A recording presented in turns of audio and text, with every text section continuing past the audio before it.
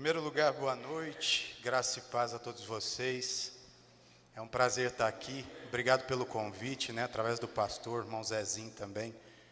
Depois que a gente se conheceu, que eu vim descobrir que ele era pai de um grande amigo nosso, Marquinho. Muito feliz de estar aqui com vocês. Também tem algumas pessoas que eu já me lembro do rostinho, que eu conheci em um jantar aqui em Itajubá mesmo. Mas muito feliz de estar aqui e poder compartilhar um pouquinho com vocês. Vocês vão olhar, vocês vão ver que esse pessoalzinho que está aqui em cima, eles gostam de fazer um pouco de barulho, Eles não são muito certinho, não. Vou começar do lado de cá, que é o mais barulhento. Ele é do Ministério Sal da Terra, baterista. A gente importou ele lá da Bahia, Quem sabe mexer com isso é baiano, então a gente trouxe ele da Bahia para cá. Um baixista que veio de São Paulo, que é da Igreja Batista. Um tecladista, ele é assim mesmo, viu? Ele não olha para ninguém, calado, Ele ri só para ele, da Igreja Sal da Terra também paulista. Esse rapaz mais fitness, da Igreja Sal da Terra, só que de outro canto da cidade, está solteiro, está em busca de uma namorada, Com essa cor de guitarra você não vai encontrar nada, não dá jeito. O outro guitarrista do Rio de Janeiro, o André, que é da Igreja Assembleia de Deus. A nossa vocalista, a Rosimari, que é da Igreja Metodista. E eu sou da Igreja Batista, juntamente com o baixista aqui. Nós somos um ministério que começou, através de uma história. E muita gente se pergunta, muitas vezes quando a gente faz a divulgação, as pessoas ficam perguntando, mas 7AC, o que é 7AC? O que isso significa? 7 anos antes de Cristo? Como que funciona isso? Não tem nada a ver com isso, E você vai entender ao decorrer do testemunho, porque eu sou músico há 26 anos, E quando aconteceu tudo que aconteceu comigo, eu precisava de alguma forma, alguma estratégia, para levar uma história que de certa forma é muito triste, é muito pesada, E eu precisava fazer isso de uma forma que eu conseguisse alcançar o coração das pessoas. Porque o objetivo desse testemunho não é simplesmente fazer as pessoas rirem ou fazer as pessoas chorarem.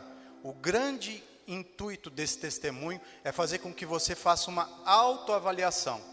É que você olhe para mim, conheça a minha história e ao mesmo tempo você julgue a sua própria história e você entenda que as desculpas que você deu o ano todo, as desculpas que você deu a vida toda, elas acabam hoje. E é isso que a gente vem desenvolvendo há 9 anos com esse ministério. Há 9 anos nós estamos na estrada, já aconteceu muitas e muitas coisas, já teve tempo deles me odiarem, Mas ainda assim continuar comigo. Já teve muito ensinamento, já teve muita briga, Porque quem não briga não se acerta. Eu e a Rose, a gente briga todo dia, por incrível que pareça, a gente trabalha junto, E todos os dias a gente discorda em alguma coisa, mas todos os dias nós saímos com uma nova solução e uma nova oportunidade. A minha esposa não está aqui hoje, nem ela nem minha filha, porque se elas tivessem, elas iam fazer mais barulho que a banda, então eu não trouxe. Elas ficaram em casa hoje, ontem foi aniversário da minha menina, e a gente deixou elas descansando lá, e hoje venho eu com essa meninada bonita aqui, Bonita, Dá um sorriso pro pessoal, vai que você arruma uma namorada em Itajubá. Amém? A minha história começa assim como a história de qualquer pessoa, começa pelo início. Eu conheço a Jesus ainda muito pequeno, Eu quando criança, eu via a minha avó sempre saindo de casa no mesmo horário, e ela ia, e depois ela voltava, e aí depois eu ficava de olho de novo, e ela ia de novo, e eu não sabia para onde ela ia. Eu só sabia que toda vez em que ela ia, ela tinha uma felicidade que não cabia nela. E quando ela voltava ainda mais feliz. E eu falei, que lugar que é esse? Aonde que ela vai que tudo isso acontece? Eu vi o brilho no olhar dela, toda vez em que ela estava saindo. Ela podia chegar cansada do trabalho, mas existia um brilho no olhar dela quando ela saía, e existia um brilho ainda maior quando ela chegava. E aí um dia, a gente conversando e tal, e criança cheia de fazer pergunta, ela me contou que ela estava indo à igreja. E por isso é tão importante. Eu sei que nós passamos por um momento de pandemia, mas é muito importante isso que você está fazendo aqui. É muito importante sentar nessas cadeiras, olhar para o olho das pessoas. É muito importante estar nesse lugar. Esse lugar, ele não é um lugar, né, diferente de outros. Mas a grande diferença é que você tem a oportunidade de aprender. E conhecimento liberta. Você vai sendo liberto a cada culto, à medida em que você vai conhecendo. E o pastor está aqui para isso. O diácono, né, a mesa de som lá, o nosso amigo Léo, né? O Léo eu já conheço já de um outro evento. Eu falei para ele que ele vai para o céu direto, porque aturar essa turma aqui não é fácil não. Então tudo isso faz com que você vá crescendo a cada dia. E eu via isso na minha avó, e a minha avó me fez uma proposta irrecusável. Ela falou para mim assim: meu filho, vamos para a igreja com a avó? Eu falei: igreja não é um negócio atrativo. Quando você convida, chama uma pessoa para comer um cachorro quente, ele topa na hora. Mas chama para ir para a igreja. Igreja. E ela falou assim: se você for, eu tinha 7 anos. Se você for, eu te dou um pacotinho de doce no final. Você vai, se comporta e eu te dou um pacotinho de doce. Na minha época, eu não sei quantos anos você acha que eu tenho, mas eu tenho 40 anos. E na minha época, doce era um negócio muito difícil. E aí eu falei: rapaz, vou ganhar um saquinho de doce, bala e tudo. Falei: pronto, eu vou para a igreja. Pus o melhor chinelo, né, a bermudinha menos rasgada e fui. Chegou lá e vi que existiam outras velhinhas igualzinha a minha avó, tudo feliz. E eu falei: rapaz, o povo aqui é tudo feliz, olha só. Lá na minha casa o povo briga direto, né? O semblante sempre triste, caído. E aqui o povo parece que nem problema eles têm, porque mesmo a criança consegue perceber isso. A criança, a partir dos 2, 3 anos de idade, ela começa a ter uma percepção de tudo que acontece na casa dela. A criança não aprende com o que você fala, ela aprende com o que ela vê você fazer. E aí, aos 7 anos de idade, fui para a igreja e cheguei lá, e assim como toda criança, eu fiquei empolgado com os instrumentos. Não era isso aqui, não tinha essa qualidade. E eram uns instrumentos, né, bem fraquinhos, uma sanfona, um violão desafinado. Mas eles tocaram uma música lá e eu voltei com aquilo na cabeça. Eu voltei com aquele negócio latejando na minha cabeça e cantava assim naquela época. Devagar, senão me mata, hein? Caminhando eu vou para Canaã. Caminhando eu vou para Canaã. Caminhando eu vou para Canaã. Oh, glória a Deus, caminhando eu vou para Canaã. Aprendi só isso, e isso ficou impregnado na minha cabeça. Fiquei a semana toda cantando. Ia para a escola cantando, voltava cantando. E aí aquilo começou a fazer barulho, mas não dizia nada. Nem eu sabia o que era Canaã. Eu só cantava porque cantava mesmo. Fui o segundo domingo, mais um pacote de doce. Aí voltei cantando outra parte da música. Aí eu cheguei em casa cantando assim, ó. Meu pai assistindo, né, os Trapalhões, o Faustão, e eu passava assim, na frente dele. Se meu pai não vai, não me peça ir. Se minha mãe não vai, não me peça ir. Se os dois não vão, não me peçam ir. Oh, glória a Deus, caminhando eu vou para Canaã. Bastou lá em casa. A hora que eu falei que se os dois não fossem, eu ia do mesmo jeito, meu pai ficou incomodado, falou: você quer saber de uma coisa? Aonde você está pensando que você vai, que eu não vou? Aí eu falei: pai, eu não sei, eu só sei que é Canaã. A minha mãe conhecia o evangelho, ela só não ia. E a minha mãe falou para ele assim: Canaã é o céu. Ele está tentando dizer que é o céu. Ele falou: mas eu também vou para o céu, porque esse é o entendimento, né? Todo mundo vai para o céu. E aí quando ele pensou dessa forma, a minha mãe falou: não, ele está falando que ele vai, a gente não leva uma vida que condiga com isso e tudo mais, então acho que a gente não vai.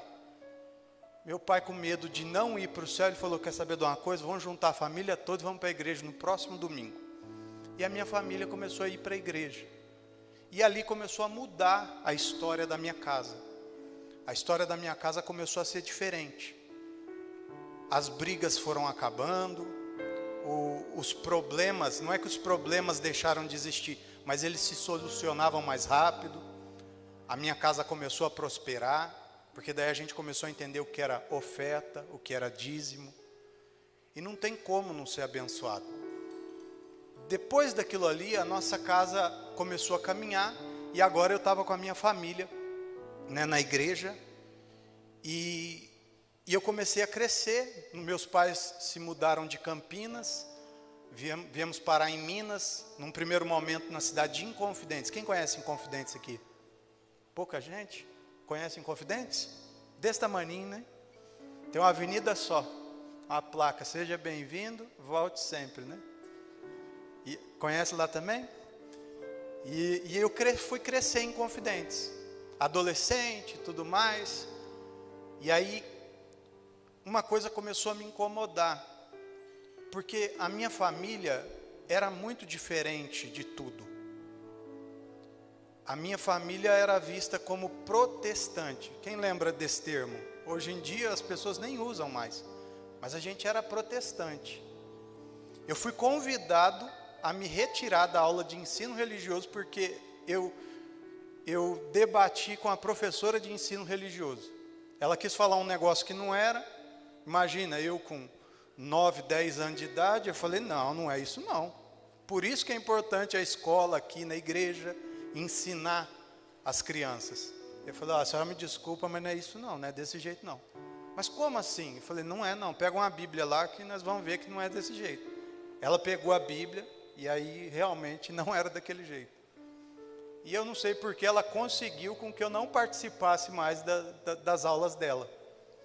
Podia ficar no pátio, podia fazer qualquer coisa, menos assistir a aula dela. Diante disso, isso começou a me incomodar. Eu comecei a entrar na adolescência e eu cometi o grande erro que todo mundo comete, né, ao tentar ser igual a todo mundo. Presta atenção numa coisa: Deus, quando nos criou, Deus nos deu personalidade e nos deu digital, para falar para você assim, ó, você não é igual a ninguém.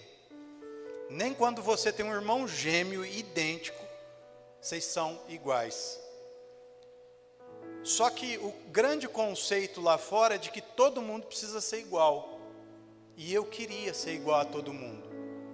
Eu queria ser aceito. E o grande erro da igreja, do evangelho, muitas vezes, é querer ser aceito. A gente não precisa ser aceito. A gente não precisa ser igual a todo mundo. Jesus nos chamou para ser diferente. Ele nos chamou e nos disse o seguinte: vocês vão ser sal e vão ser luz. Ou seja, por onde vocês passarem, vocês vão fazer a diferença. E diante disso, eu não tinha entendido isso, eu decidi não ficar mais na igreja. Então eu me distanciei da igreja, fiquei 10 anos fora da igreja. E nesses 10 anos, tudo que eu consegui, a coisa que eu mais consegui foi dinheiro. Aí você faz essa pergunta assim, mas dinheiro é tudo de bom? Não, dinheiro sem paz não é bom. Dinheiro só é bom quando ele traz paz junto com ele. Isso se chama prosperidade. Dinheiro que não vem acompanhado de paz, ele é maldição. Esses 10 anos fora da igreja, eu conquistei muitas coisas. Porém, eu não tinha paz. Eu não tinha minha família, eu não tinha os meus pais. E isso só me fazia querer voltar para um único lugar, a igreja. E eu abrevio esse pedaço da minha vida porque eu não tenho prazer em ficar falando de uma coisa que não foi bom para mim. Então eu volto para a igreja depois de 10 anos, eu faço uma oração, falo com Deus assim, Deus, eu preciso de uma igreja, eu preciso de um lugar para eu voltar.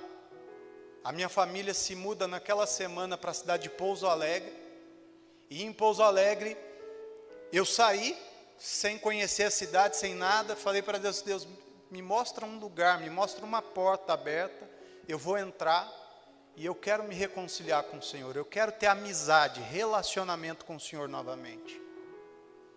E aí eu entro numa igreja. Naquele dia podia pegar todo mundo, falar, gente, pode levantar, pode ir embora, todo mundo. Hoje o culto, a palavra é só para esse moço aqui. Porque tudo que foi falado naquele dia era só para mim. Só para mim. E aí eu chorei. Chegou no final, foi feito um convite às pessoas que estavam lá. A pastora pegou e falou assim, quem hoje aqui quer receber Jesus na sua vida? Ou então, quem quer retomar esse relacionamento com Jesus? E eu não tive coragem de levantar minha mão.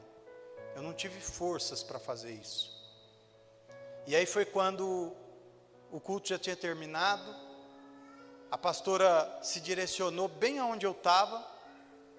E ela era uma morena, uma mulata bem alta, né? E eu me levantei.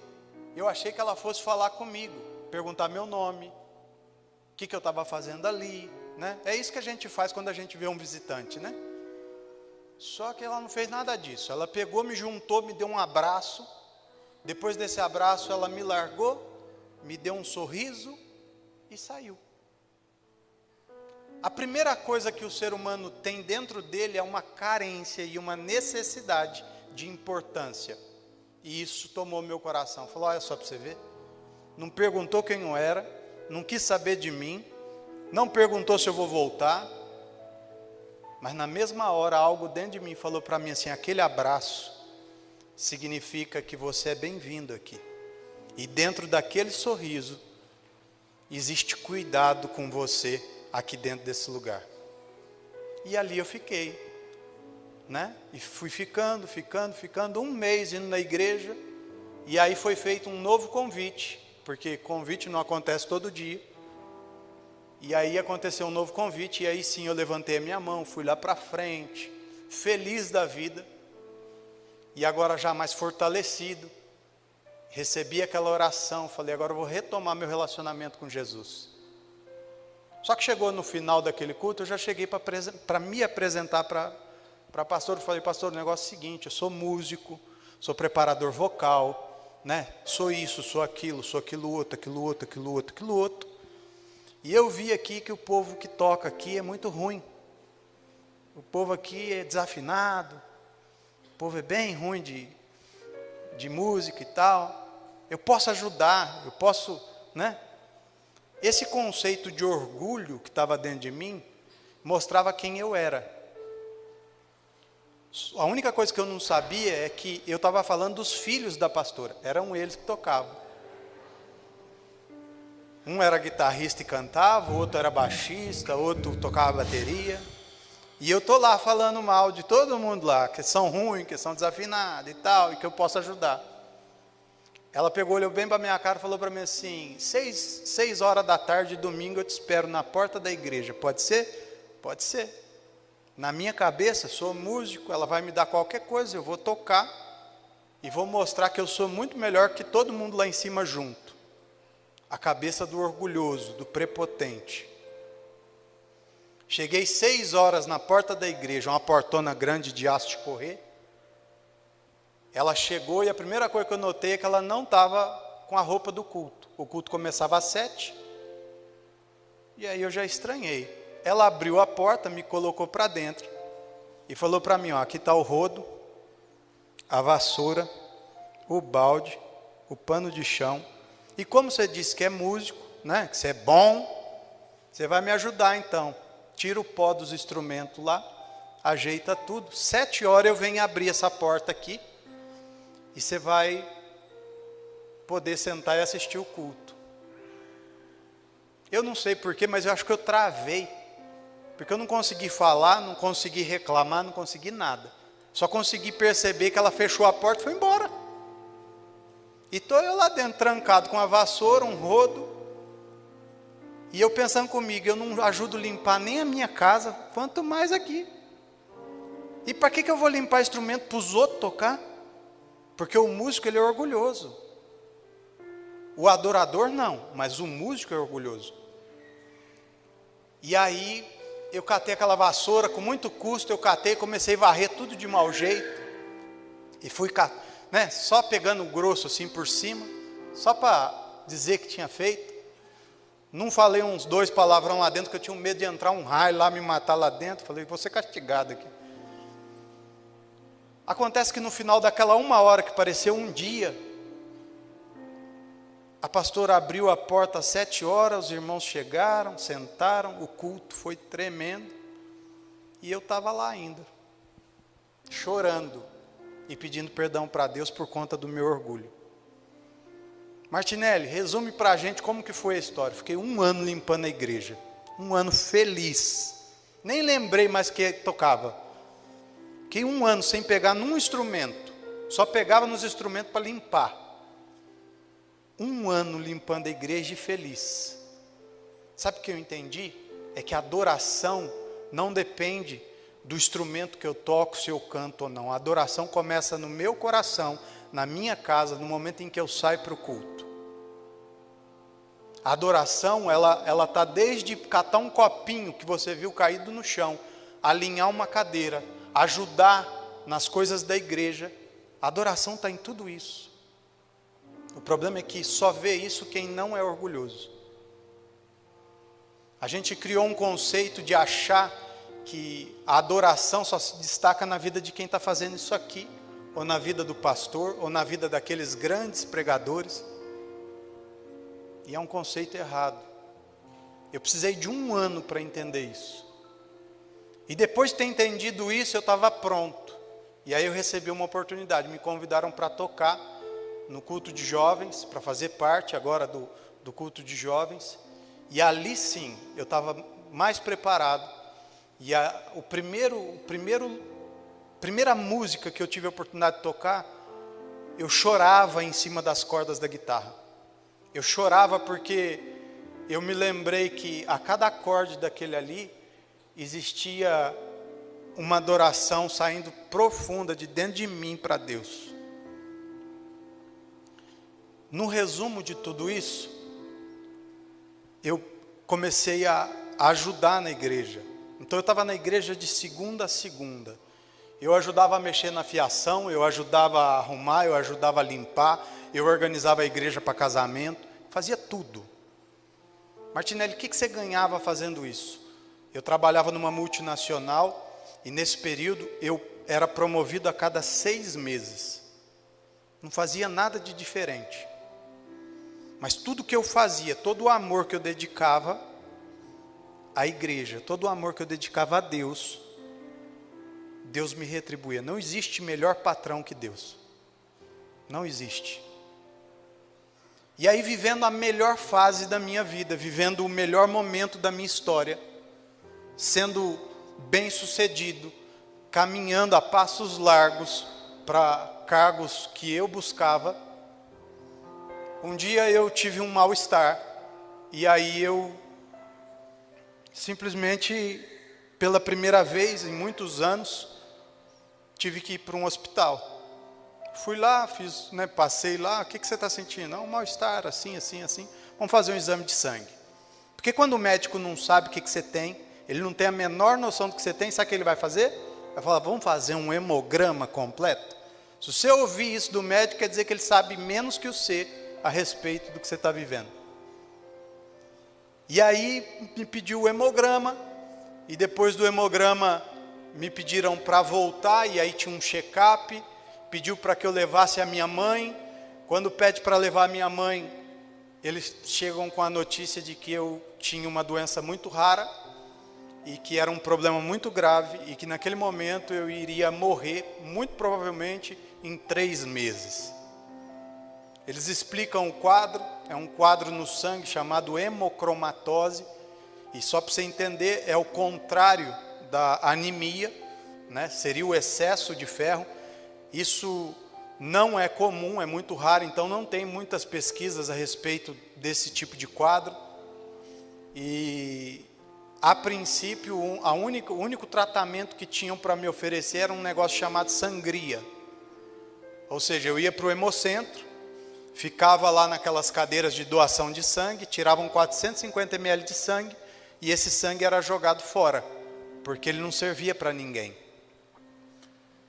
Isso ia gerando uma fraqueza, ia gerando uma anemia, ia derrubando a taxa de ferro no sangue, porque essa taxa muito alta, no meu caso, 10 vezes o limite, isso estava destruindo o meu corpo por dentro. Quando chega o resultado dos exames que eu tinha feito, eu já tinha uma situação muito complicada, muito complexa, então eu já tinha problemas nos rins, no fígado, no baço, no intestino, no coração, e por aí vai. Quando eu entendo que realmente o negócio estava feio, que os médicos não tinham errado, e que por mais que eu olhasse no espelho e eu me visse bem, algo estava errado lá dentro. E imagine que eu tinha mais ou menos o corpo do Samuel. Levanta, Samuel. Levanta, Samuel. Todo mundo quer te ver. Eu tinha mais ou menos essa estrutura aqui, ó. E em mais ou menos 1 mês e meio, eu fui parar mais ou menos com 50 quilos.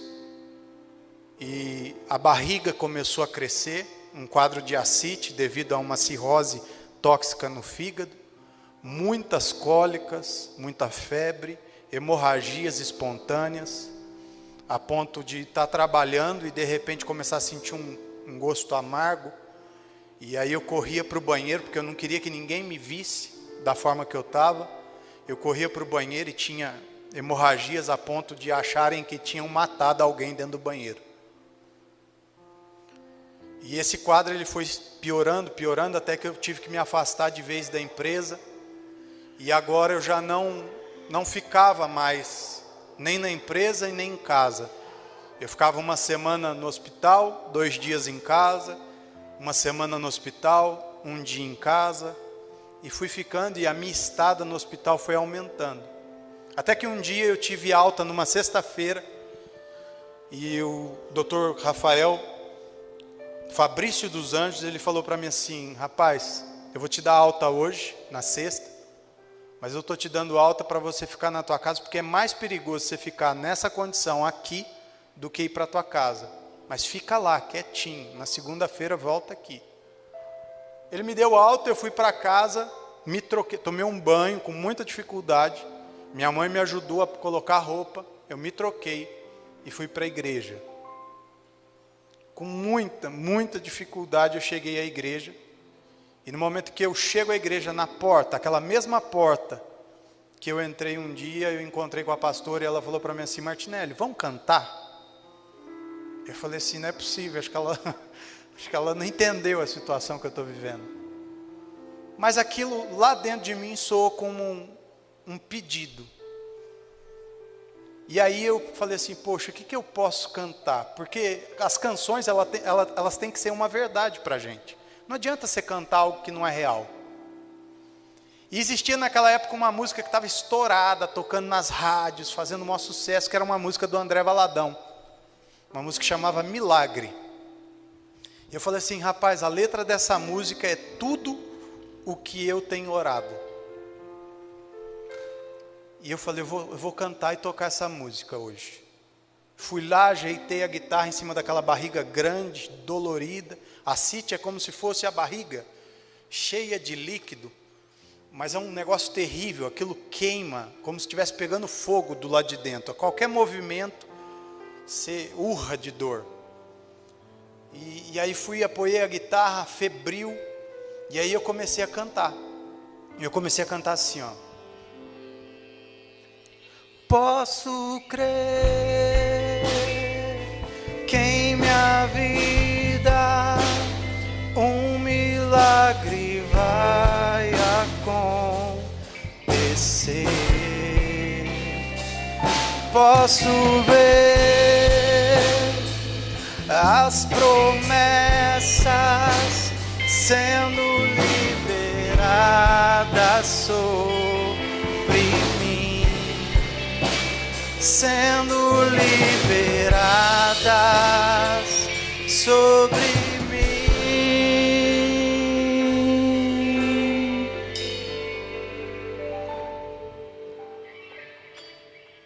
Obrigado, viu? E aí aquela música era a única música que fazia sentido para mim. E aí enquanto eu estou cantando, eu até esqueci do que eu estava sentindo. Eu mergulhei dentro dessa letra e eu comecei a viver isso de forma muito intensa. E aí quando eu esqueci que eu estava vivendo tudo aquilo, daquele sofrimento e tal, eu falei assim, você quer saber de uma coisa? Eu não quero ser curado mais não. Eu quero que Deus faça algo além. O que pode ir além disso? Eu, magro, porém barrigudo, amarelo, muito amarelo, né? A pele toda amarela, por conta da hepatite, é um sintoma que vai para a pele. O branco do olho muito amarelo, febril, com muita hemorragia e tudo. Pensa num homem, só o caco. E eu falei assim, Deus, me dá uma esposa. Me dá uma esposa, eu preciso de uma viúva para chorar nesse velório. Porque é para ficar bonito.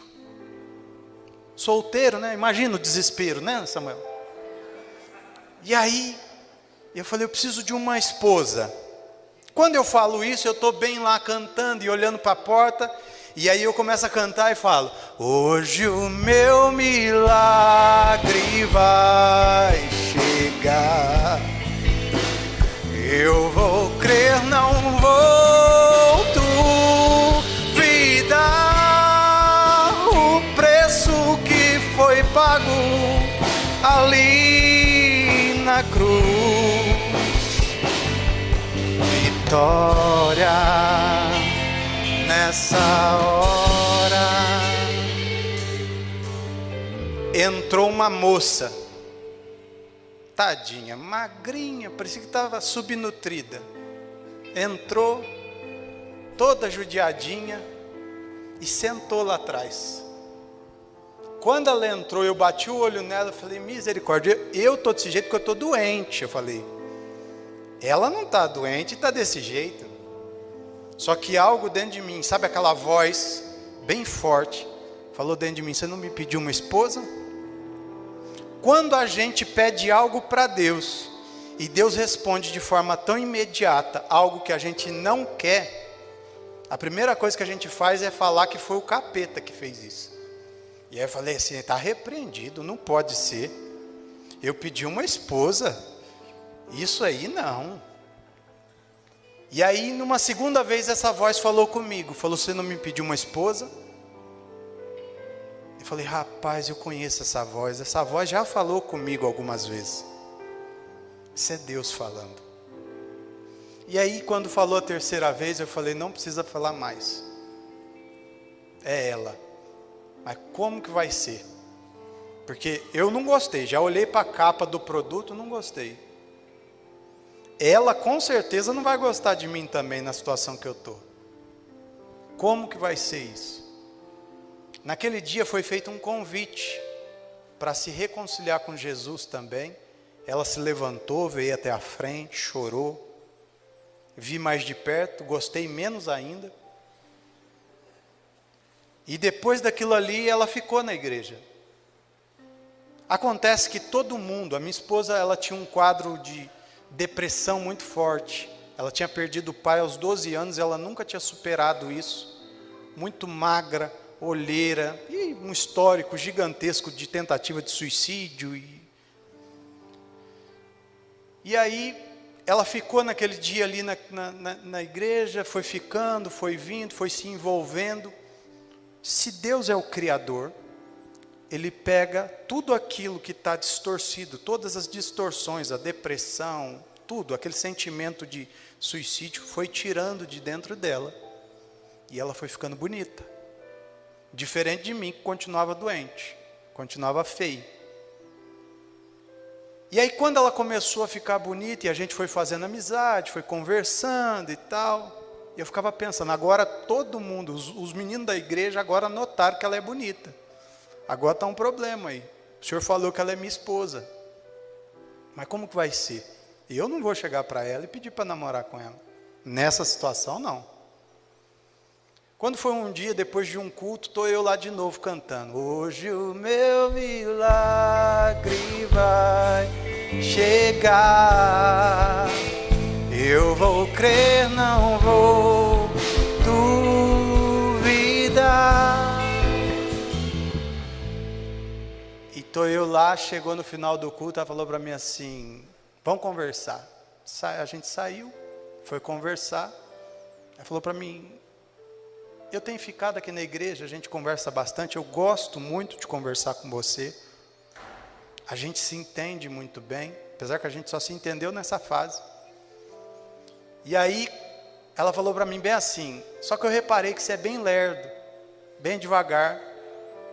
Então, deixa eu adiantar a situação. Quer namorar comigo? Eu falei, pronto, tá aí, quero. Só que pensa num namoro difícil, porque toda vez que ela ia me encontrar, ou eu estava muito debilitado por conta de medicação em casa, ou eu estava internado. E numa dessas internações a gente tinha combinado de comer um cachorro quente.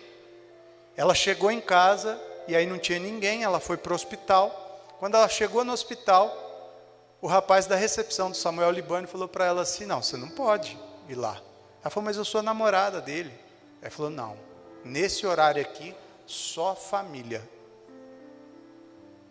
Ela falou, só família, só família. Deixa então. Saí, tive alta, cheguei em casa, acabei de chegar em casa, ela falou para mim, preciso falar com você. Tive no hospital, cheguei lá para entrar, para te ver, o rapaz falou que só família. Deixa eu falar um negócio para você, nós vamos casar. Eu falei, eu entendi porque que Deus colocou ela e falou que ia ser minha esposa, porque ela é doida, só pode ser louca. E aí eu peguei e falei para ela, falei, ó, eu ganho muito bem, mas todo o meu dinheiro fica no hospital. Existem comprimidos que eu tomo cartela com 2 comprimidos, custam R$500. Uma semana de internação, né? Quase R$6.000. E você quer casar comigo? Ela falou, meu filho, eu já determinei que a gente vai casar. Não estou perguntando nada. A única coisa que vão perguntar para você é se você aceita casar. E você tem que estar lá e tem que falar sim. Pensa numa mulher decidida. E aí beleza. Arrumamos tudo, casar no sítio lindo. O sítio chamava Jardim do Éden. Lindo, verde, tapete vermelho, a noiva linda. Vou eu lá cantar o milagre de novo, em vez de tocar, né, a música da entrada da noiva, cantei, hoje meu milagre vai chegar de novo. A única coisa feia no casamento era eu, terno preto e amarelo, que nem uma banana. O resto estava tudo lindo. E aí entra, casa, alguns meses depois a doença piora o quadro ainda mais. E dali em diante a minha esposa não tinha mais um marido, mas ela tinha um paciente dentro de casa. Cadeira de roda, fralda, comida na boca, né? Totalmente debilitado. E agora, né, já uma situação totalmente diferente até do que ela tinha encontrado quando a gente começou a namorar. Diante disso tudo, eu fui entendendo porque Deus escolheu ela para a minha vida. Deus nunca erra quando você deixa Ele fazer as escolhas para a sua vida. A minha esposa é o bem mais precioso que eu tenho. Tudo que eu sou, tudo que eu conquistei, tudo que eu tenho, vem através da vida dela para a minha vida. Eu não estaria aqui e eu não faria tudo que eu tenho feito nesses últimos 9 anos se não fosse ela. Depois dela, a segunda coisa mais importante na minha vida é a minha filha. E, mais uma vez, veio através dela. O grande problema do sucesso é ele tirar de dentro do homem esse entendimento. Todo homem deve entender que o bem mais precioso que ele tem está a um abraço de distância dele. Eu sei que a gente está num momento que a gente não pode abraçar as pessoas. Mas se você tem a sua esposa aí do lado, dá um abraço bem forte nela agora. Faz isso agora. Agora eu vou falar só para as esposas. Se ele não faz isso com frequência, faz você a partir de hoje.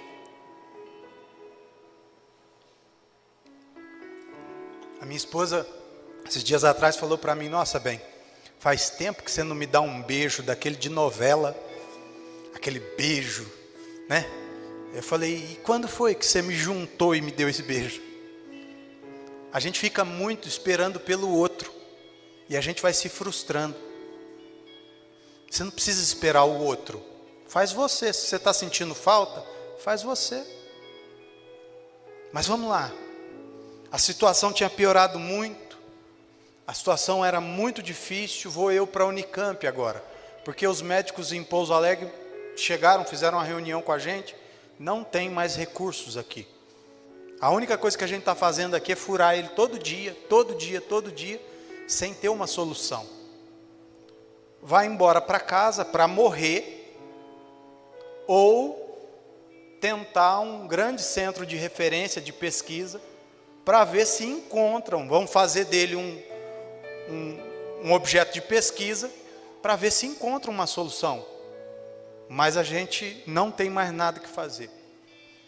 Eu saí do Samuel Libano na sexta, no sábado eu fui para Campinas, cheguei em Campinas, eu tinha que passar pelo Hospital Irmãos Penteado, onde o médico que cuidava da nossa família, Dr. Carlos Eduardo, queria me ver. E depois dali eu ia pegar um encaminhamento para ir para a Unicamp. Quando eu chego em Campinas com muita dificuldade, muita dor, eu entro na sala do Dr. Carlos Eduardo e eu tenho uma parada cardiorrespiratória lá dentro. Se tivesse acontecido na estrada, no trajeto, eu tinha morrido na estrada. Mas eu chego lá, sou atendido, entro em coma, 10 dias em coma. Depois de 10 dias, eu acordo. E eu vou resumir essa parte, depois se você quiser assistir, né, tem o testemunho no YouTube, é só você buscar Testemunho Milagre e Vida no YouTube, tem esses detalhes. Mas hoje aqui eu quero focar em outras coisas. Depois de ninguém mais acreditar, saio eu do coma, só que agora já de cadeira de roda de novo, sem falar, babando. Vou para a Unicamp. Na Unicamp eu sou objeto de pesquisa de 14 especialidades. Eu chego na Unicamp todos os dias às 6 da manhã e saio de lá às 7 da noite. Todos os dias, 3, 4 exames. Todos os dias eu era furado. De manhã, no almoço, de tarde, à noite. Todos os dias era submetido a exames que, muitas vezes quando eu conto, as pessoas chegam a sentir dor só de imaginar. Eu não vou contar todos, porque não dá tempo, mas vou falar de um só. Um dia chegou, me colocaram numa maca, uma salinha apertadinha, e uma moça muito delicada, né, com a vozinha mansa, falou para mim assim, ai meu bem, deita aqui nessa caminha. Eu falei, essa moça não vai fazer mal nenhum para mim. Dentro dos médicos que já me furou, que já judiou de mim, isso daqui, tadinha, não vai fazer nada comigo. Ela falou para mim assim, deita nessa cama aí. Aí estou eu lá, deitei. Aí ela pegou e falou para mim assim, tira a meia. Tira o sapato e tira a meia. Eu falei, isso é novo, né? Tirei. Ela falou para mim assim, agora a tua mãe vai te ajudar, porque geralmente as pessoas desmaiam nesse exame. Eu falei, mas o que você vai fazer? Ela falou, eu vou usar essa agulhinha aqui, é uma agulha da espessura de uma agulha de crochê. E na ponta dela tinha como se fosse uma fissurinha, bem ali na ponta. Ela falou assim, eu vou enfiar debaixo da tua unha do dedão e chegar até a raiz da unha. Tá bom? Eu falei, pode ir lá, já aguentei coisa pior, tentando, né, mostrar que era um macho, né, bagual, que nem o gaúcho fala. Rapaz, a hora que aquilo entrou, tadinha, a moça com a vozinha fininha, deu um suspiro, eu consegui sentir frio e calor ao mesmo tempo. Ela entrou com aquela agulha até o talo, virou, o meu coração parou naquela hora e ela puxou. Falei, acabou, né? Aguentei, não desmaiei, vou sair daqui mancando, mas homem ainda. Ela falou, nossa, como que você é resistente. Olha, tá de parabéns. Só mais 2 vezes e a gente termina. Eu falei, não vou dar conta. Aí eu gritei, chorei, pedi para Deus, aí acabou a macheza. Mas diante disso tudo que eu estava vivendo dentro da Unicamp, a situação nunca melhorava. E eu entrei para uma fila de transplantes hepáticos, porque o meu fígado eu já tinha perdido praticamente ele. Uma cirrose muito agressiva, e eu precisava de um fígado novo. E isso era muito difícil. Eu entrei numa fila de transplante que tinham, sei lá quantas mil pessoas. Aquele exame, o primeiro exame do dia, às 6 horas da manhã, era exatamente para medir o risco que eu corria naquele dia. E mediante ao risco hepático, era que eles me classificavam nessa fila. E aí a enfermeira encontra comigo e fala para mim assim: Martinelli, você é o primeiro da fila? Olha só que beleza, 2 notícias para você. A primeira é que você está em primeiro na fila. Nossa, que beleza, quem não gosta de ser primeiro? Até o piloto lá, né, o Jaime. É bom ou não é bom, Jaime, ser o primeiro? E aí quando vê, ela falou a segunda notícia para mim. Falou assim: a segunda é que a pessoa fica em primeiro no máximo 1, 2 dias. Depois disso, ou ela recebe o transplante ou ela morre. Eu falei: rapaz, mas estou eu na fila, primeiro. No outro dia, primeiro. No outro dia, começa em segundo, final do dia, estou eu em primeiro. Porque o que estava antes de mim morreu. Aí primeiro, 3 meses em primeiro lugar e não morria. Nem desocupava a fila, nem morria. Isso já começou a confundir tudo lá dentro. 3 meses depois chega um fígado para mim. O fígado foi captado em Sumaré. E aí chega, vão me preparar, entro para a sala de cirurgia. A cirurgia é muito grande. Ela começa aqui, ela vem até aqui, né? Ela faz tipo um Y. Aí eles abrem, né? Com umas grades, com umas garras. E a cirurgia acontece. 9 horas de cirurgia e a minha família aguardando uma notícia. E a notícia que chega é: deu tudo errado. Nesse exato momento ele está lá dentro, rejeitou o fígado que ele recebeu, teve uma trombose, e nesse momento ele está lá cheio de hemorragias, aberto, porque a gente não vai fechar ele. A gente deu um alerta no estado todo, e se não aparecer um outro fígado compatível com ele, para a gente fazer um retransplante, muito provavelmente ele vai morrer nas próximas 24 horas. A minha família não fez nada de diferente do que já vinha fazendo nos últimos anos. Então, eles foram orar. Eles foram falar com quem é dono do fôlego, dono da vida. E nesse momento, passam 3 dias. E eu continuo vivo, aberto, com hemorragias. Agora em estado de edema, né? Comecei a inchar muito. Virei uma bolha, né, humana. E aí aparece um segundo fígado depois de 3 dias aberto. Agora no estado, lá em São Paulo. E eles vão lá, fazem a captação do órgão. Começa uma segunda cirurgia. E essa cirurgia dura 6 horas. 6 horas depois eu estava indo para a UTI. Alguns dias depois eu estava indo para a enfermaria. Da enfermaria eu fui para casa. 65 pontos por fora, 33 por dentro. Muito, muito remédio. Mas em casa. Sabe o que eu descobri? Eu descobri que tudo que eu precisava, nenhum homem podia oferecer. Nem mesmo aqueles que me doaram, né, após a sua morte, o fígado. Tudo que eu precisava era ter um encontro verdadeiro com Deus. E a partir desse momento eu começo a ter um encontro com Deus. Pega a tua Bíblia aí. Abre a tua Bíblia em Filipenses.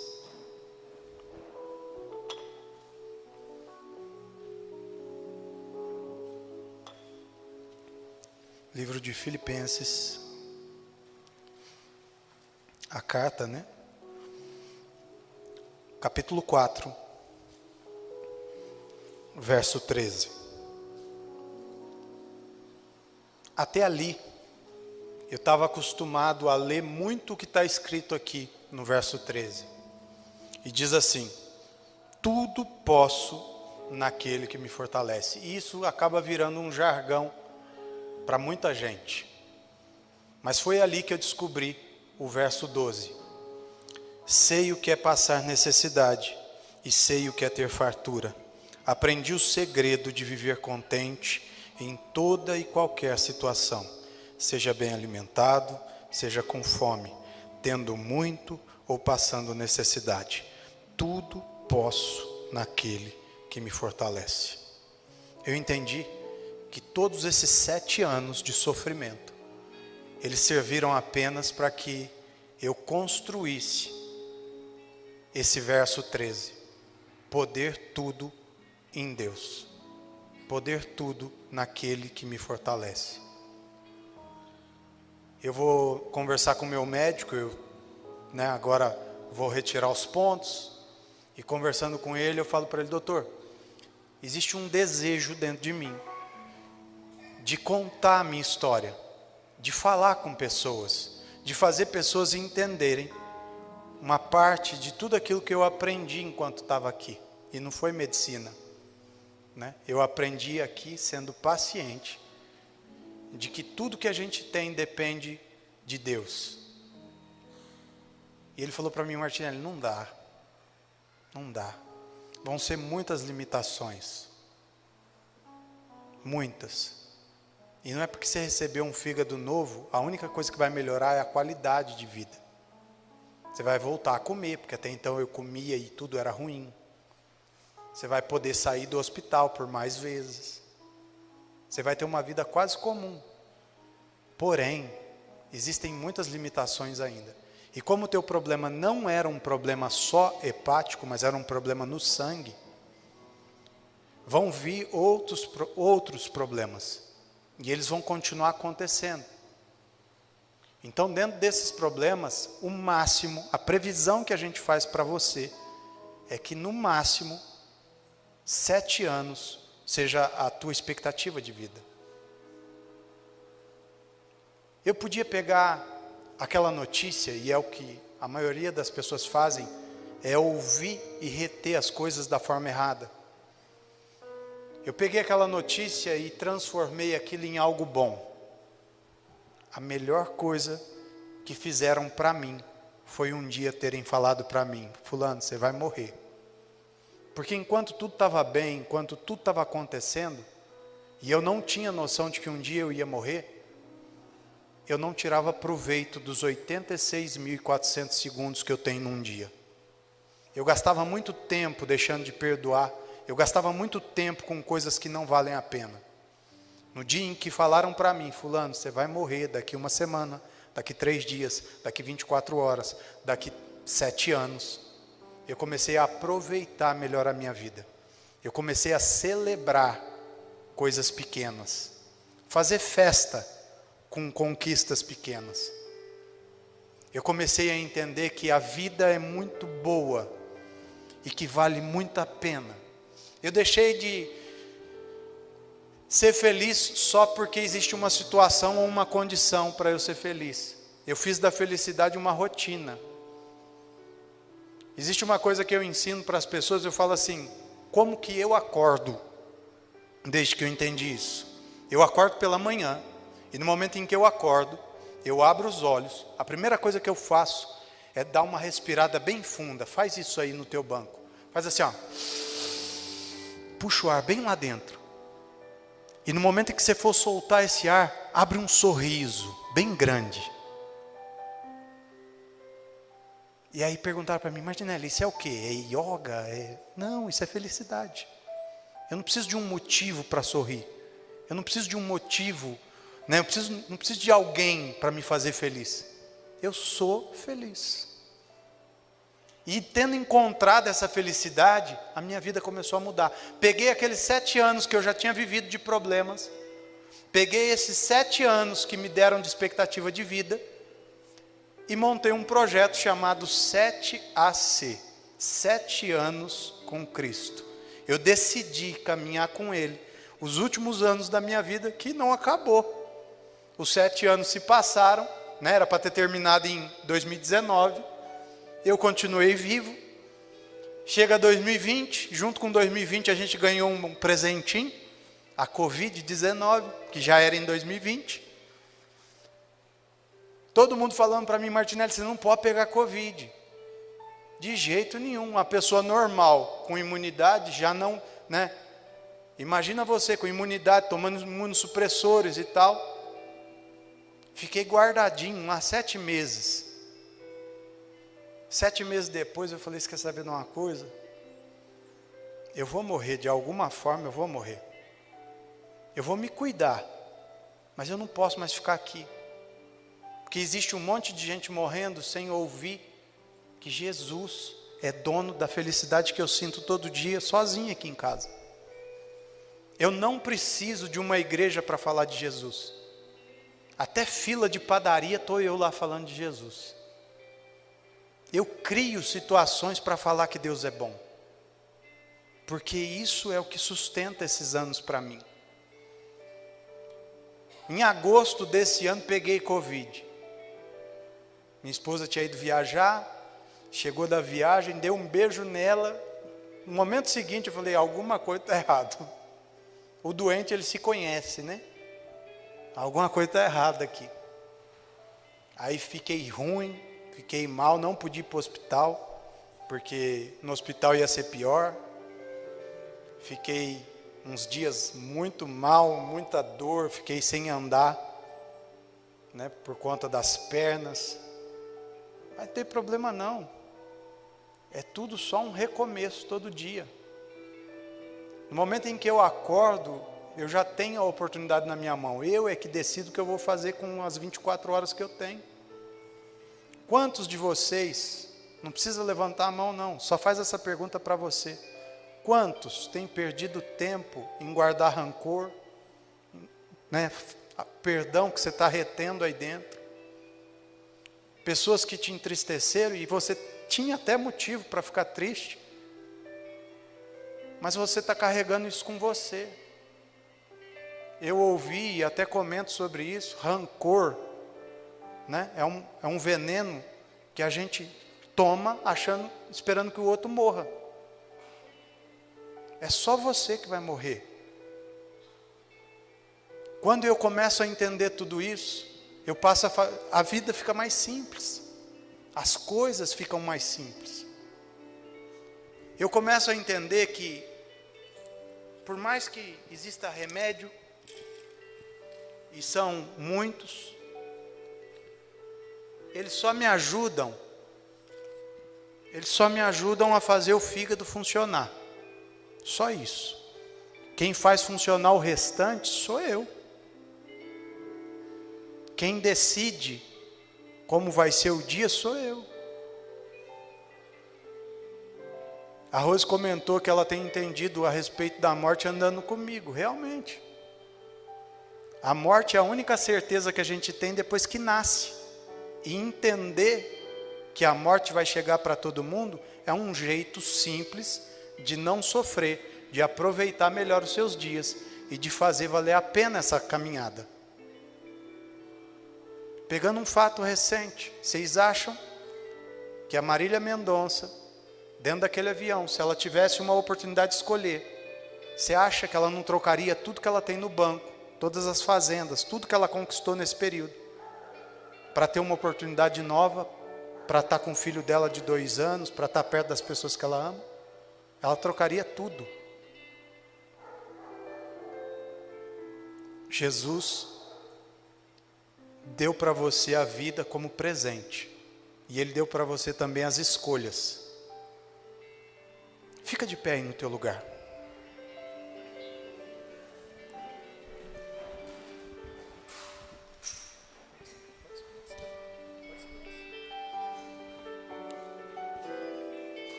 De pé no seu lugar aí.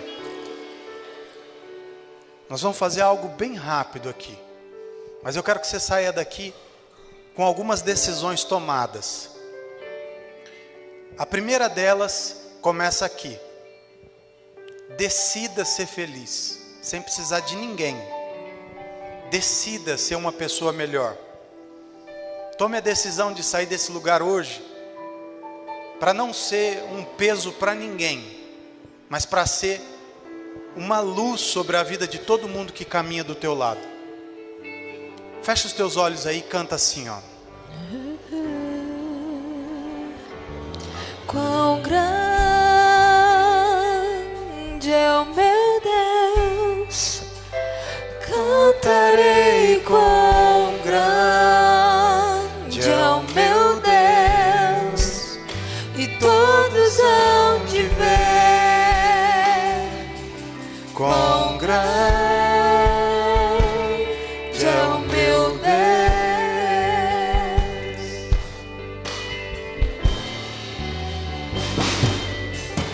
Com o esplendor de um rei, em majestade e luz, faz a terra se alegrar, faz a terra se alegrar. Ele é a própria luz, e as trevas vão fugir, tremer com sua voz, tremer com sua voz. Quão grande é o meu Deus, Cantarei. quão grande é o meu Deus, e todos hão de ver. Quão É o meu Deus. Não faria sentido nenhum viver se a gente não acreditasse que existe um Deus que cuida de nós. Quando eu tive entendimento a respeito disso, eu descobri que a melhor coisa que eu podia fazer era entregar a minha vida por completo a Ele. E aí eu decidi fazer isso todos os dias. Todos os dias, além de ser muito feliz, eu começo o meu dia me entregando a Ele. Hoje, quando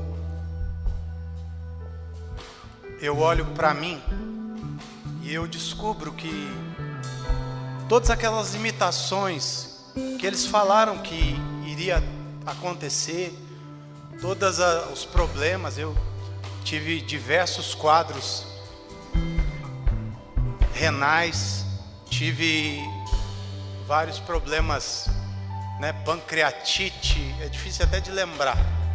Tive trombose na perna direita, né, em 2016, 17, eu quase tive que amputar a perna.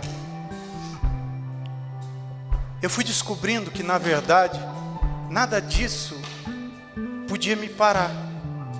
Eu descobri que depois que eu tiro tudo isso, e eu me sinto frágil, e eu me sinto pequeno, eu só descobri que isso aqui, na verdade, sou só eu. Esse sou eu de verdade. Quando eu tiro esse aparato todo, e eu não posso mais respirar direito, porque fica difícil respirar, eu não consigo mais falar da mesma altura, minha voz baixa o tom, eu não consigo mais me equilibrar direito, então eu não me movimento muito.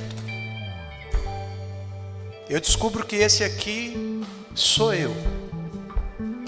Essa é a minha condição. E a minha condição não fala do que eu posso fazer, só fala de quem eu sou. O que eu posso fazer e o que eu decido fazer, Deus já decidiu por mim. Eu podia estar na minha casa, curtindo com a minha família, fazendo das minhas limitações uma desculpa, fazendo de todos os problemas que eu já vivi uma desculpa para não fazer viagens, para não fazer nada disso. Mas eu decidi que isso aqui não é uma desculpa. Tudo que eu já vivi, o meu histórico médico inteiro, não é uma desculpa. É só uma semente para ser plantada. Toda árvore que você vê viva pelas ruas da cidade, um dia uma semente precisou morrer, precisou ser sufocada pela terra para que ela crescesse. Um dia, um homem, um único homem, se entregou numa cruz, a morte mais humilhante que existia naquele tempo, para que você pudesse andar, frutificar, crescer nas ruas da tua cidade. Hoje é o dia de você frutificar. Não teria sentido nenhum você vir aqui, me escutar falando, cantar junto com os meninos e sair daqui da mesma forma que você chegou. E eu só faço isso para que você se confronte, para que você entenda de verdade que você não nasceu para ser medíocre. Martinelli, medíocre é uma palavra forte. Medíocre quer dizer na média. Não caminhe na média. Martinelli, por que não na média? Porque Jesus não te chamou para ser vencedor. Vencedor é a média. Deus te chamou para ser mais que vencedor. Você vai caminhar acima da média. A partir de hoje, se você entendeu o recado dessa noite, tendo andado, tendo vivido, você tem as suas experiências, você tem a sua história. Eu vim aqui e contei a minha. Mas quantas pessoas estão aguardando você contar a sua história? Quantas pessoas precisam ouvir falar desse Jesus que mudou a sua história? A partir de hoje, não se cale mais. Fale. Faça de toda e qualquer oportunidade uma oportunidade para ser feliz e glorificar a Deus. Amém? Se coloque sentado. Enquanto isso a gente vai cantando. Amém?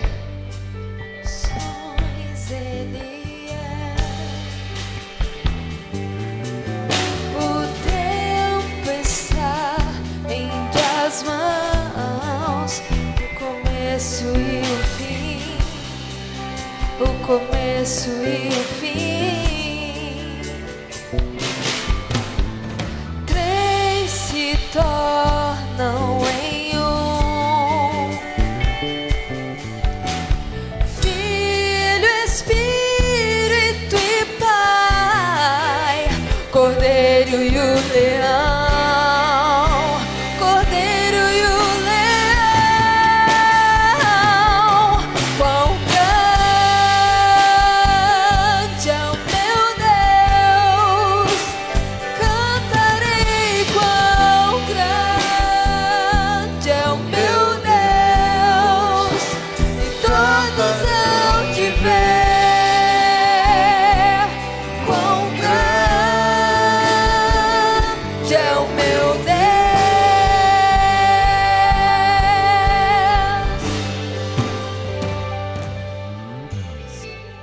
A gente não podia terminar a noite de hoje sem que eu disponibilizasse ou fizesse para você o mesmo convite que mudou a minha vida. Então eu queria fazer esse convite. Se tem alguém aqui hoje, não é por conta da minha história, mas é por conta do escritor dessa história. Alguém que queira conhecer esse Deus mais de perto, conhecer esse Jesus mais de perto. Se você está aqui nessa noite, eu não vou nem pedir para você vir aqui na frente, não. Aí no teu lugar mesmo. Você não precisa vir aqui, no teu lugar. Eu quero só que você faça um sinal para mim, porque daqui a gente vai orar por você. Tem alguém aqui nessa noite? Amém? Uma pessoa aqui, outra ali, outra, com a tua mão levantada para eu ver, lá em cima. Amém. Eu vou orar aqui pela tua vida. E eu quero que não pare aqui. Eu quero que depois de você ouvir e depois de você aceitar esse convite, a sua história vai ser mudada. Mas hoje a gente só iniciou esse trabalho. A partir de hoje, existe uma pessoa aqui nessa igreja. Vem cá, pastor.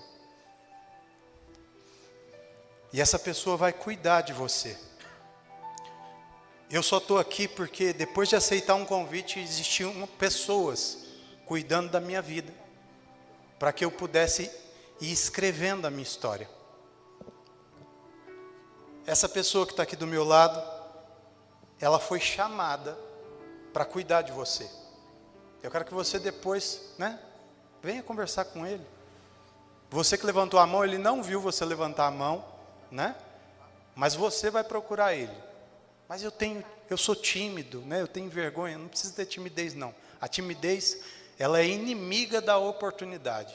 Então não deixa ela roubar a tua oportunidade hoje. Amém? A gente vai orar aqui. Eu vou pedir ajuda do pastor, porque eu estou aqui hoje, amanhã eu estou em outra cidade, depois eu estou em outro estado, e daqui uns dias em outro país. E vai ser assim o tempo todo.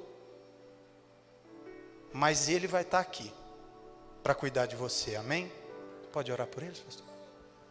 Então você que deseja conhecer mais do Senhor, se render aos pés do Senhor, entregar a tua vida para Ele, faz essa oração comigo. Senhor Jesus, obrigado, Senhor, porque o Senhor, nessa noite, trouxe um irmão de uma igreja diferente, de um lugar mais distante, para falar que o Senhor se importa comigo, que o Senhor me ama e que o Senhor deseja ter um relacionamento mais próximo, íntimo comigo. Senhor, escuta a minha oração, escuta, Senhor, o anseio, as angústias, as dificuldades, Senhor, a confusão que está dentro do meu coração. Senhor, me ajuda. Ser propício a mim, muda a minha história, e que eu possa realmente, a cada novo dia, descobrir um bocadinho mais, um pouquinho mais, daquilo que é a graça de Jesus. Me ajuda nessa caminhada. Perdoa, Senhor, as minhas faltas, as minhas falhas, aquilo que tenho feito e que te desagrada, Senhor. Mas a partir de agora, me ajuda a caminhar de maneira diferente. Me ajuda a caminhar para cada dia mais me parecer com o autor da vida. Faz isso, no nome de Jesus. Amém. Glória a Deus. Eu pedi para a Rose pegar ali. A gente já está terminando. Mas esse aqui, ele é o meu quarto livro. E ele nasceu durante a pandemia. Eu coloquei o nome nele de Os Códigos do Sucesso. E muita gente que procura o livro, ele procura exatamente por conta da palavra sucesso. Mas eu quero que você não busque isso nesse livro. Se for para você, querer adquirir o livro só por conta de querer fazer sucesso, não compra. E se você falar para mim isso, eu não vou vender ele para você. Porque aqui existem coisas, princípios que realmente vão te levar ao sucesso. Mas eu escrevi esse livro justamente por conta do subtítulo, que é Não Seja Vítima do Agora. Martinelli, o que é ser vítima do agora? Hoje, na hora do almoço, eu estava almoçando com a minha família. De manhã, é muita coisa num dia só, Mas eu estava conversando de manhã com uma pessoa no Instagram, e ela falando para mim que ela tinha assistido o testemunho pelo YouTube. E aí a gente começou a conversar e tudo mais.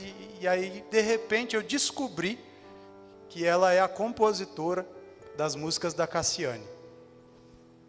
E aí eu falei para ela assim, uau, que legal, E, inclusive, vou mandar um livro desse para ela. Na hora do almoço, eu estou sentado comendo com a minha família. E aí, um telefonema. A minha esposa pegou e falou, era no almoço, A minha esposa virou para mim e falou para mim, é da Alemanha. Eu falei, mas eu não conheço ninguém lá, nem tem parente lá. E ela falou para mim assim, não, tem uma pessoa querendo falar com você. E aí eu atendi uma brasileira, há muitos anos já morando na Alemanha, e chorando e falando comigo. Ela chama Adriana. Ela falando comigo, recebi uma notícia tem um câncer terminal. E eu queria muito, muito que você orasse por mim. Queria muito poder sair disso. Eu tenho apenas 47 anos. E eu não quero morrer. Eu tenho filhas, eu tenho neto. E eu falei para ela, eu não tenho nada para te dar. Não tenho nada que eu pudesse fazer para mudar isso. Mas existe algo que você pode fazer para mudar isso. Ela falou o quê? Eu falei para ela assim, você consegue se enxergar lá na frente, sem esses tumores, saudável e bem? Ela falou, consigo. Eu falei, então a gente vai orar. E a gente vai orar até você pegar um resultado de exame que diga que você não tem mais nada disso. Quando a gente não consegue se enxergar fora do problema, a gente é exatamente isso aqui, ó. Vítima do agora. Quando você vive mergulhado num problema, você não consegue encontrar soluções para ele. Toda vez que eu era internado, e pode parecer engraçado, mas toda vez que eu era internado, eles me internavam e tudo. A única coisa que eu fazia era me ver do lado de fora, numa praça de alimentação, comendo um McDonald's. A minha vida, a parte melhor da minha vida é comer. Eu acho que tem muita gente que é do meu time aí, né? Tem muita gente que joga nesse time também. E tudo que eu fazia era ficar lá. Eu não ficava prestando atenção nas agulhas que entravam, quantas eram, quanto tempo eles ficavam me furando, nada disso. Me interessava sair de lá para ir para uma praça de alimentação, comer um Big Mac, com uma lata de Coca-Cola e me arrebentar de comer. E quantas vezes eu saí de lá para comer um Big Mac. Um dia, de tanto brigar, o médico falou, não, eu vou lá, eu compro o Big Mac e trago para você aqui, mas você precisa ficar aqui. Eu falei, doutor, você vai ter que me dar alta, porque eu vou lá para comer o Big Mac. Ele me trouxe, comi um dentro do hospital e fui lá para comer outro, lá na praia de alimentação. Existem coisas que ninguém vai fazer por você, e uma delas é chegar até a cura, até o milagre que você precisa. A mulher do fluxo de sangue ensina isso para a gente. Ela precisou ir atrás daquilo que ela queria. Que você nunca pare, que na sua caminhada você nunca pare. E aquela caminhada que começa hoje, ela está só começando. Que você comece a fazer diferença. Que tudo que você ouviu aqui hoje, e tudo que você ouve nos cultos, virem lições e aprendizados para você caminhar e ir cada dia mais longe. Vamos fazer um último momento aqui agora. Já para a gente terminar, porque eu sei que a gente tem horário. Pega o teu telefone aí. Eu sei que você tem. Eu tenho feito essa dinâmica em muitos lugares. E hoje eu senti de fazer aqui de novo. Se não tivesse sentido, eu não ia fazer. Na igreja, geralmente, o pastor vai pedir para você desligar o celular. Ou usar só a Bíblia. Eu vou fazer um pouquinho diferente. Eu vou falar para você pegar o teu celular e abrir lá no teu WhatsApp. Vai lá no teu WhatsApp. Agora você vai rodar a lista de contatos que você tem aí no WhatsApp. Vai rodando. Passa para cima, para baixo. E aleatoriamente você vai escolher uma pessoa da tua lista de contato aí, que não está aqui nesse lugar hoje. Vai lá. Deus vai te mostrar a pessoa. Fica tranquilo. Essa pessoa não está aqui, mas você vai olhar ali para o contato e vai falar, é ela. É ele. Vai lá dar um cliquezinho, entra lá.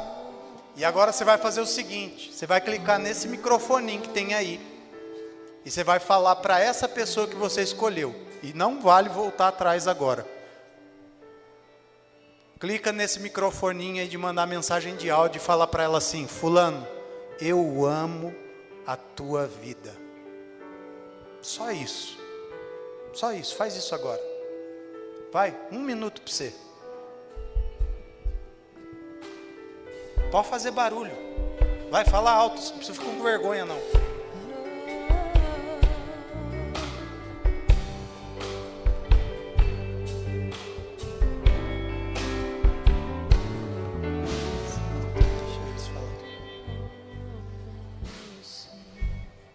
Senão a gente vai fazer trilha sonora, pai. Vamos deixar só eles falar. Mandou aí? Se você não está com o seu celular aqui, você vai chegar em casa e vai fazer isso. Tá bom? Mas para você que fez, essa pessoa vai receber essa mensagem e ela vai ter 3 tipos de reação. A primeira, ela vai mandar um áudio para você e vai retribuir isso. Isso significa que essa pessoa tem um relacionamento de mesmo nível com você. Numa segunda situação, essa pessoa vai te responder escrito. Ela vai lá e vai digitar e vai falar para você: eu também te amo, fulano, né? E vai responder isso de forma escrita. Isso significa que essa pessoa não está no mesmo patamar de relacionamento com você, porém, ela sente isso, ela precisa pensar muito para retribuir isso, mas está. E num terceiro momento a pessoa não vai responder nada, ou então ela vai perguntar assim: o que você está querendo? Por que você nunca falou isso? Por que você está falando? Ou então ela vai mandar um emoji confuso. Isso significa que você precisa trabalhar muito nesse relacionamento com essa pessoa. Sabe o que isso significa? Que você não fala isso com frequência. Para essa pessoa, não. Isso que a gente fez aqui é só uma amostra daquilo que você precisa fazer todo dia. Todo dia. E eu vou te dar uma missão hoje. Fale todos os dias que você ama alguém. Abrace mais. Não tenha medo de falar que ama. Não tenha medo de abraçar as pessoas. E quanto mais você fizer isso, menos você vai chorar nos velórios. Pode reparar, no velório, aquelas pessoas que mais choram, os choros mais desesperados do velório, são aquelas pessoas que menos aproveitaram aquela pessoa em vida.